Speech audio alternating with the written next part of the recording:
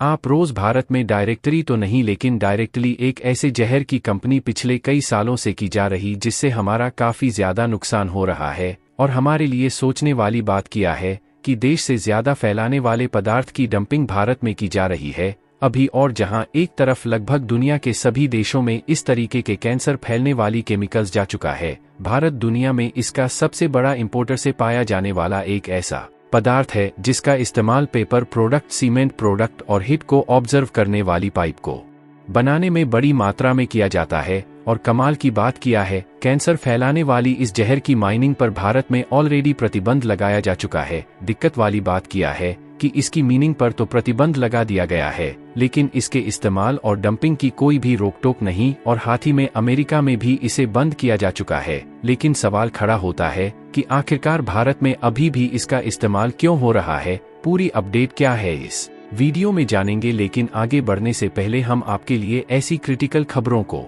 बुलाते हैं जिस पर बहुत ही काम वीडियो हाउसों में चर्चा होती है, इसलिए वीडियो को लाइक करके चैनल को सब्सक्राइब जरूर कर दीजिए। कृपया आपके लिए 1 सेकंड का काम है लेकिन हमारी काफी बड़ी मदद होती है। देखिए, आज भारत भी में एक ऐसे केमिकल की डंपिंग भरपूर मात्रा में की जा रही है जो कि कैसा फैलाने वाले जहर था काम करता है। आज हम बात कर रहे हैं एस्बेस्टस केमिकल्स की, क्योंकि भारत से मेरे रिपोर्ट्स की माने तो टोटल कैंसर केसेस में 16% शेयर इस एस्बेस्टस का होता है और इस समय दुनिया भर में लगभग 6 ऐसा देश है जो भारत में कितनी केमिकल्स को एक्सपोर्ट करते हैं और दुनिया भर में इस्तेमाल होने वाले कुल एस्बेस्टस केमिकल्स का लगभग आधा यानी कि 44% हिस्सा अकेले भारत में इंपोर्ट किया जाता है। और इस समय दुनिया भर में 6 तरीके के एस्बेस्टस अवेलेबल है, लेकिन इनमें से क्राइस्टाइल ही एक ऐसा अकेला एस्बेस्टस है जो कि सबसे कम खतरनाक होता है। बाकी 5 तरीके के एस्बेस्टस को पहले ही बैन किया जा चुका था, केवल इसी कैटेगरी के एस्बेस्टस को परमिशन मिली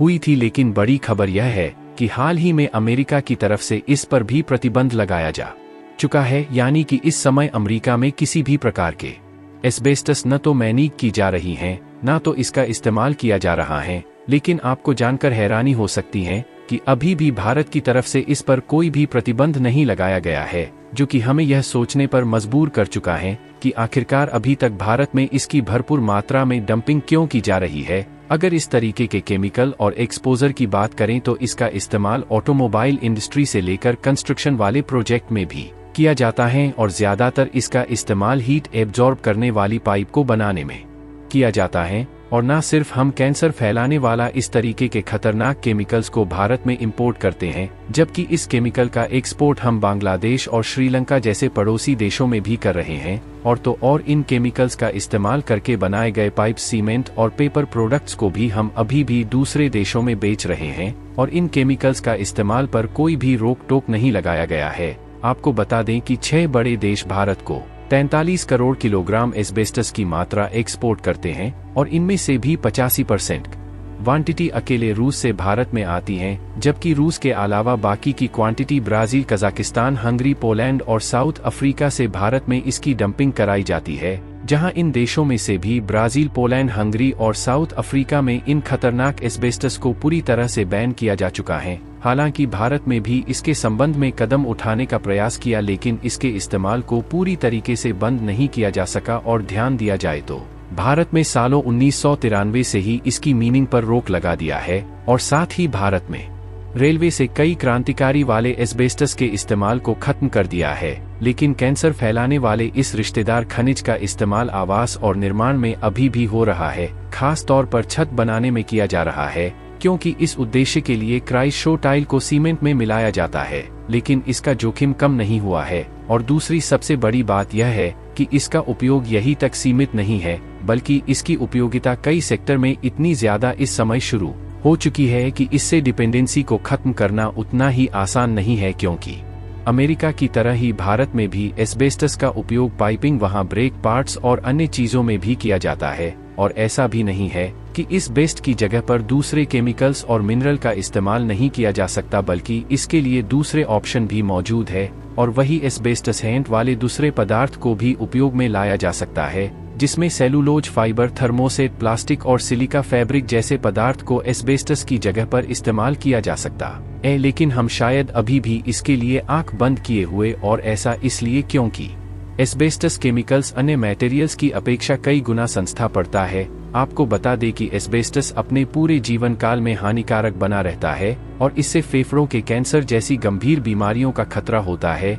इसलिए आज के समय में दुनिया के करीब 70 देशों ने एस्बेस्टस के उत्पादन पर रोक लगाई है और न सिर्फ इसके उत्पादन पर रोक लगाया गया है बल्कि इसके इंपोर्ट पर भी बैंक ठोक दिया गया है। लेकिन शायद हम इन देशों को देखकर भी यह बातें समझाना नहीं चाहते कि यह कितना ज्यादा हानिकारक है और इससे हमारा डायरेक्टली नहीं लेकिन इनडायरेक्टली कितना ज्यादा नुकसान हो रहा है। फिर भी यह अन्य पदार्थ की अपेक्षा कई गुना सस्ता होता है, इसलिए कंपनियां अपना पैसा बचाने के लिए इन्हीं का इस्तेमाल करना बेहतर समझता है। और एक तरफ जहां भारत दुनिया का सबसे ज्यादा एस्बेस्टस को खरीदने वाला देश है, वहीं दूसरी तरफ रूस इसका सबसे बड़ा प्रोड्यूसर कंट्री है और हर साल रूस 6 lakh metric ton asbestos produce करता है। लेकिन एस्बेस्टस की वहनीयता मानव जीवन की कीमत पर आती है।